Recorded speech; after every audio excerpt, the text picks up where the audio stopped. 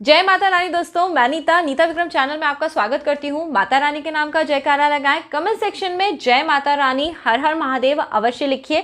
भोलेनाथ माता पार्वती की कृपा से आपकी हर मनोकामना पूरी होने वाली है, क्योंकि दोस्तों सावन के महीने में भोलेनाथ और माता पार्वती पृथ्वी पे भ्रमण करते हैं, अपने भक्तों की सभी तरह की इच्छाओं की पूर्ति करते हैं।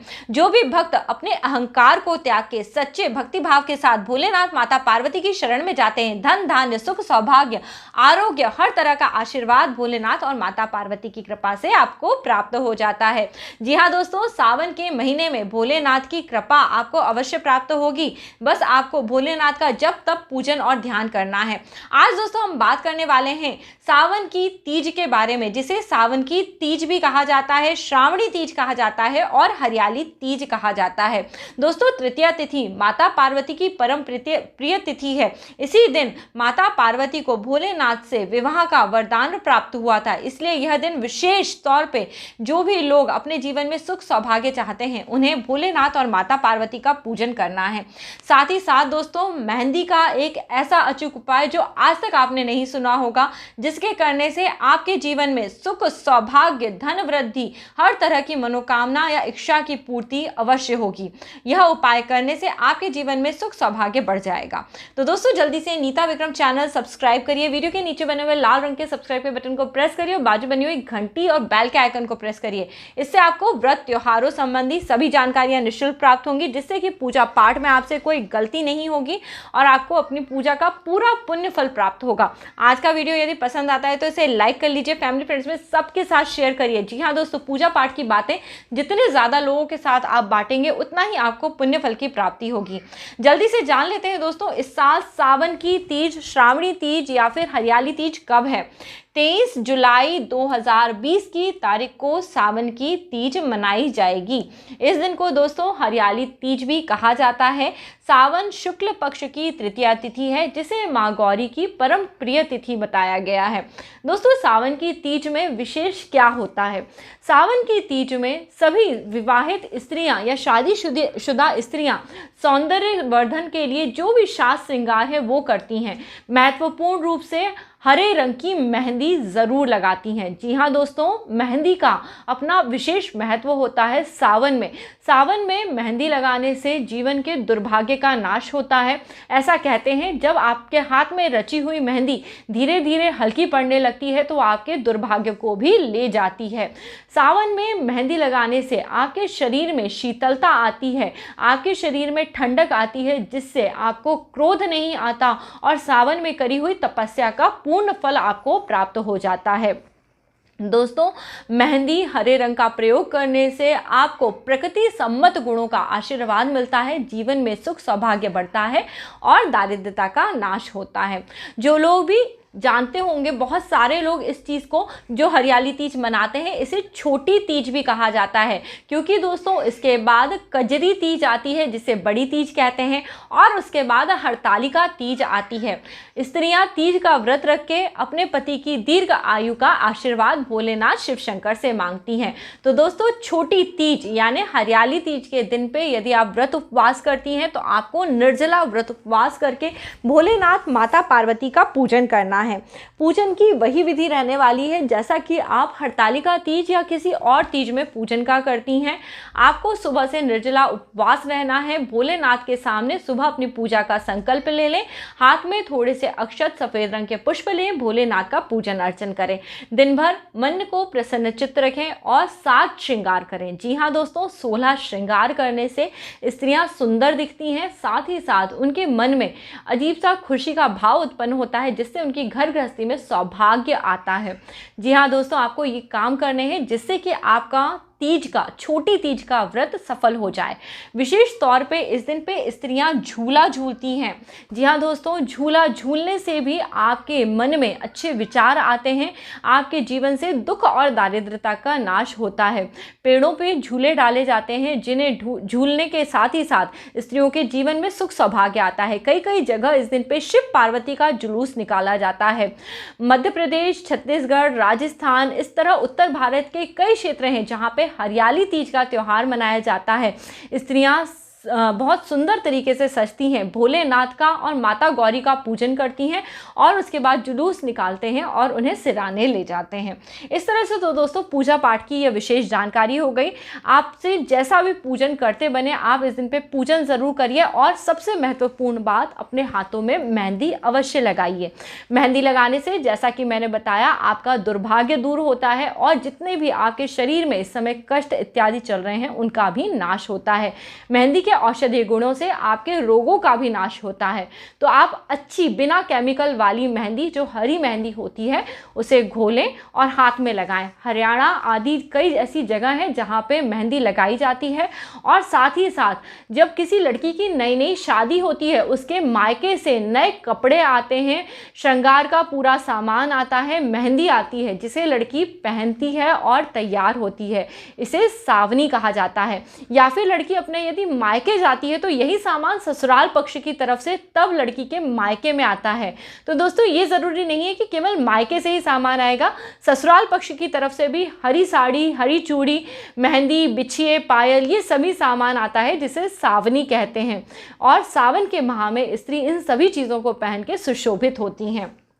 दोस्तों इस दिन पे आप पूजा पाठ, नियम, व्रत, क्रम जैसा आप करते हैं वैसा करिए। उसके अलावा आप यदि बहुत ही ज़्यादा परेशान हैं, कई स्त्रियां बहुत ज़्यादा परेशान होती हैं और उनकी मानसिक स्थिति इतनी ख़राब हो जाती है कि वो उससे उभर ही नहीं पाती, तो आज मैं आपके लिए मेहंदी का एक ऐसा उपाय लेके आई हूँ जो आपको करना चाहिए। इस उपाय को करने से जो भी स्त्रियां इस समय पे जिनकी बहुत तबीयत ख़राब है, जिनको मन में अच्छा नहीं लगता, किसी भी तरह से डिप्रेस हैं, उन स्त्रियों के लिए ये मैं उपाय बता रही हूँ। ये आप इस दिन भी कर सकती हैं और किसी और दिन भी कर सकती हैं। ये मेहंदी का अचूक उपाय है। ऐसा जरूरी नहीं है कि केवल आप इसे सावन की तीज के दिन ही करें, आप इसे कभी भी कर सकती हैं। जो भी स्त्रियां परेशान रहती हैं, जी हाँ दोस्तों, जो भी स्त्रियां मानसिक रूप से बहुत कष्ट महसूस करती हैं, यदि आपके आसपास कोई भी ऐसी स्त्री हो जो दुखी हो, उसे इस उपाय को करना चाहिए। इस उपाय को करने से उसके जीवन में सौभाग्य और सुख अवश्य आता है। दोस्तों अब मैं आपको उपाय बता रही हूँ। आपको मेहंदी के जो पैकेट होते हैं वो आपको 3 पैकेट मेहंदी लानी है। कितने पैकेट मेहंदी लानी है? 3 पैकेट मेहंदी ले आइए। उसके बाद आप ये तीनों पैकेट मेहंदी के मंदिर में लेके जाइए। माँ जगदम्बा, माँ गौरी, जो भी देवी माँ का मंदिर है आप वहाँ लेके जाइए। भोलेनाथ, माता पार्वती का मंदिर हो तो बहुत अच्छी बात है। पंडित जी से कहिए तीनों पैकेट को माँ के चरणों में अर्पित कर दें और उसके बाद 2 पैकेट आपको वापस दे दें। 1 पैकेट वहीं माता रानी के ऊपर चढ़ा के आपको छोड़ देना है, 2 पैकेट वापस लेके आपको आ जाना है।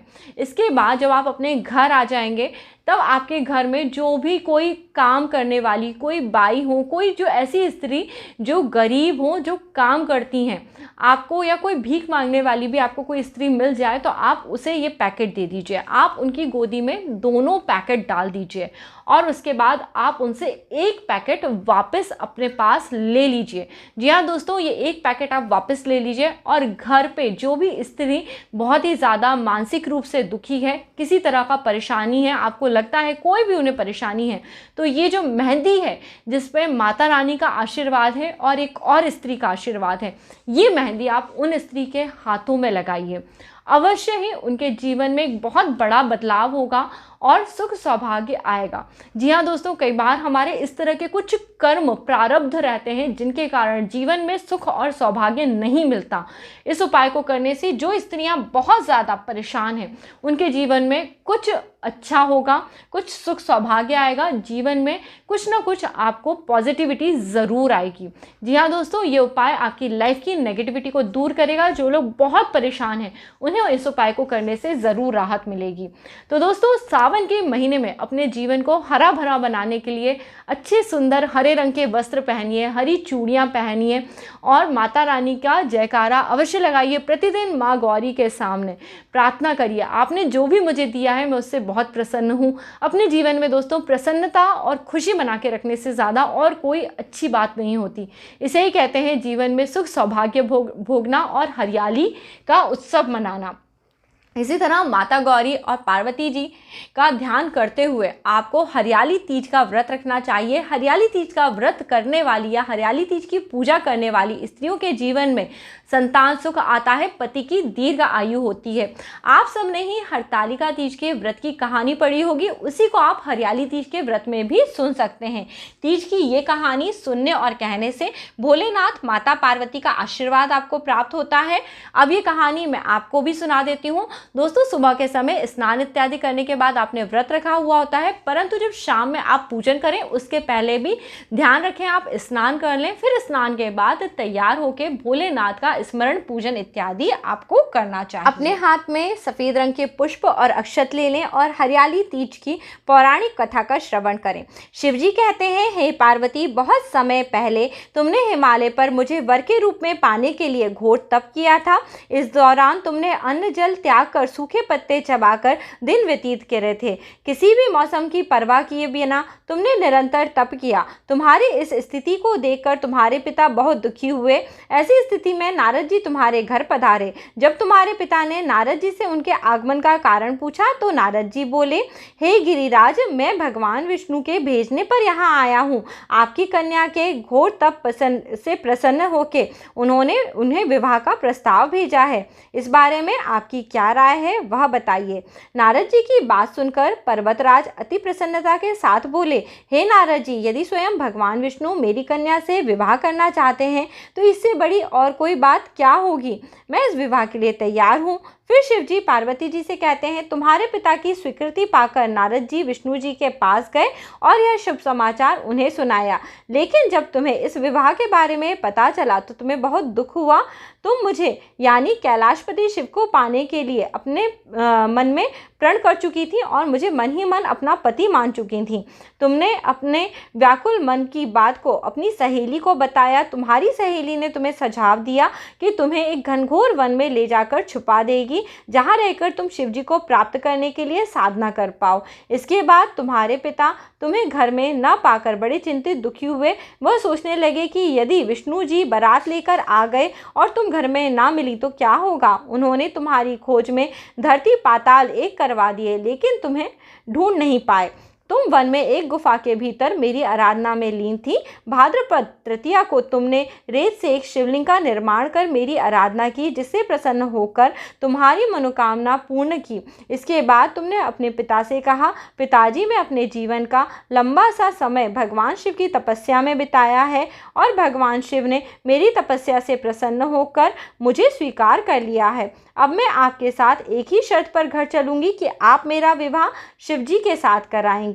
पर्वतराज ने तुम्हारी इच्छा को स्वीकार कर लिया और तुम्हें घर वापस ले आए। कुछ समय बाद उन्होंने पूरे विधि विधान के साथ हमारा विवाह किया। भगवान शिव ने इसके बाद कहा कि हे पार्वती, तृतीया को तुमने मेरी आराधना करके जो व्रत किया उसके परिणाम स्वरूप हम दोनों का विवाह संभव हो सका। इस व्रत का महत्व यह है कि इस व्रत को जो भी पूर्ण निष्ठा से रखेगा, प्रत्येक स्त्री को मनवांछित फल प्रदान होगा। भगवान शिव ने पार्वती जी से कहा, इस व्रत को जो भी स्त्री पूर्ण श्रद्धा के साथ रहेगी उसका सुहाग अचल रहेगा। माता रानी ने सभी के सुहाग को अचल करने वाले इस व्रत को करा। सभी सुहागिन स्त्रियों को भी इस व्रत को रखना चाहिए, जिससे कि उनके पति की दीर्घ आयु हो, घर में सुख सौभाग्य की वृद्धि हो। इस प्रकार से माता गौरी के नाम का जयकारा आप सबको लगाना चाहिए। उम्मीद करती हूँ दोस्तों, हरियाली तीज के दिन आप सब भी 16 श्रृंगार करेंगी, हाथों में मेहंदी ज़रूर रचाएंगी, जिससे कि आपके जीवन में जो भी कष्ट शोक हैं सबका नाश हो, आपके जीवन में सुख सौभाग्य आ जाए। और दोस्तों, साथ ही साथ भोलेनाथ का स्मरण करना, जाप करना बिल्कुल मत भूलिए। सुबह के समय जल्दी उठिए, भोलेनाथ का स्मरण करिए। शाम के समय या रात्रि के समय भोलेनाथ का स्मरण जाप करिए। इससे आपके जीवन में धन धान्य सुख सौभाग्य की वर्षा होगी। आज का वीडियो यदि पसंद आया तो इसे लाइक कर लीजिए, फैमिली फ्रेंड्स में सबके साथ ज़रूर शेयर करिए। और नीता विक्रम का दूसरा चैनल नीता विक्रम फैमिली जाके जल्दी से सब्सक्राइब करिए, जिससे मैं वहाँ आपके लिए और नए ज्ञानवर्धक वीडियो बनाऊँ जो कि आपको पसंद आएंगे। और इसी तरह आप मेरे साथ जुड़े रहिए, अपना प्यार देते रहिए। जल्दी ही एक नया वीडियो लेके आपसे फिर से मिलती हूँ। तब तक के लिए नमस्ते दोस्तों, अपना ख्याल रखिएगा। बहुत सारा प्यार नीता विक्रम की तरफ से।